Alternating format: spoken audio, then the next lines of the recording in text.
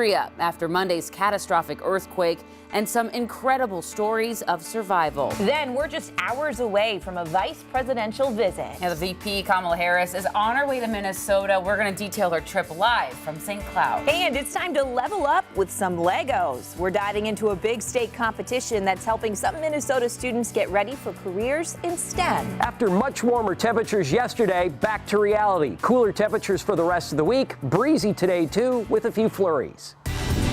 It's Thursday, February 9th. KARE 11 Sunrise starts now. All right, 6 o'clock on this Thursday morning. I feel like we're already like Friday level loopy. Oh, yeah. It's been Friday level We're loopy close. since this forecast, since yesterday when we hit almost, what was it, the hottest day of the whole year so far? 45, wasn't that it? It was so nice. It was really nice. Let's get out to Mace right now. Happy Thursday. The weekend is upon us. Near us. Almost. Help me, Mace. Very Dear Lord. close. Today will be at least the 30s. It won't be as warm as yesterday, but it will be close for this time of year. Normal's 25, 26, so we're going to be up above that. We already are this morning at 29 degrees. The wind is light and no visibility problems here in the metro, although we have had some lower visibility, say Brainerd, Little Falls, St. Cloud, and Wilmer, although the fog is starting to lift. Notice statewide, though, 20s to near 30 degrees, so it's a warm beginning to the day for sure. Other thing you'll notice today is the wind picking up. Again, it's a light breeze right now here in the Twin Cities, only a couple of miles an hour. But as you head to western Minnesota, 15 to 25 mile an hour winds with some higher gusts. We'll see some gusts to 30 in the metro later today, and in western Minnesota there'll be some gusts to 45. In southwest Minnesota there is a wind advisory out. Other thing to talk about, a little bit of light snow. That's popping up in southeast Minnesota, trying to stretch up into west central Wisconsin. So if you're traveling down 94 or I-90, you may run into some light snow today. But here for the metro, I don't really imagine much more than a couple of flurries. Temps in the 20s this morning, warming up into the mid-30s this afternoon. Again, another above average day for us.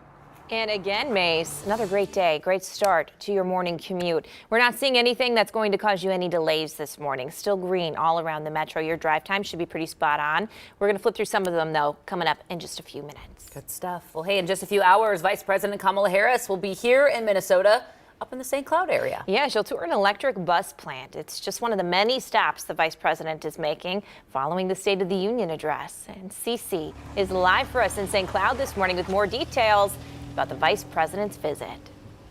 Hi, good morning. So that electric bus plant is called New Flyer. We're just outside of it this morning, and the vice president will be touring this facility and then also speaking here later this afternoon.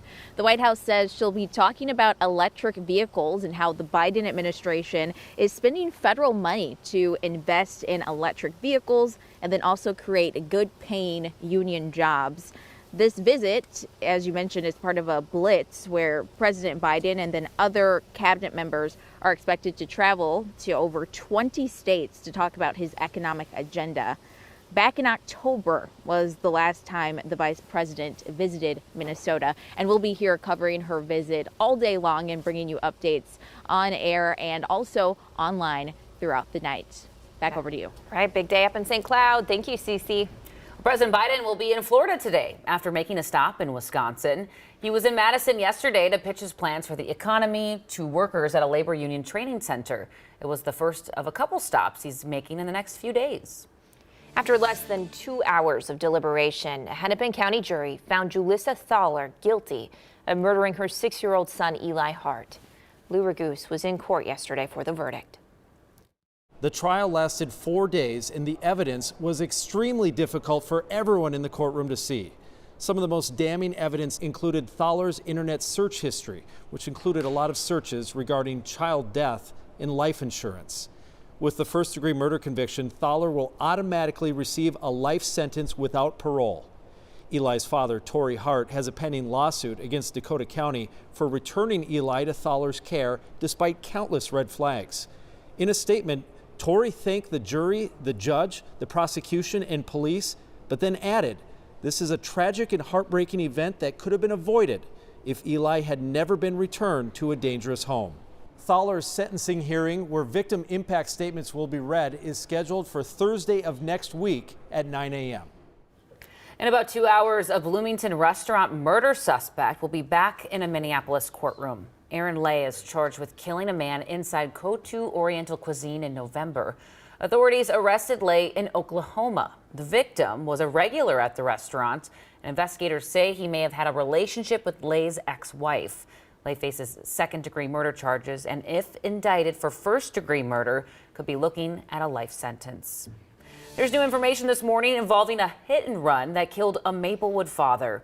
Mark Kepka was killed 2 months ago, but there's never been an arrest.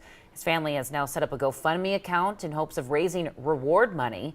They're encouraging people to come forward with any information in this case. Police are looking for a 2011 to 2020 dark blue Dodge Caravan. 6:05 our time right now as we take a live look at what's happening in Turkey. Rescue teams right now continue to search for survivors at this hour after those devastating earthquakes near the Syrian border. And that death toll this morning continues to climb.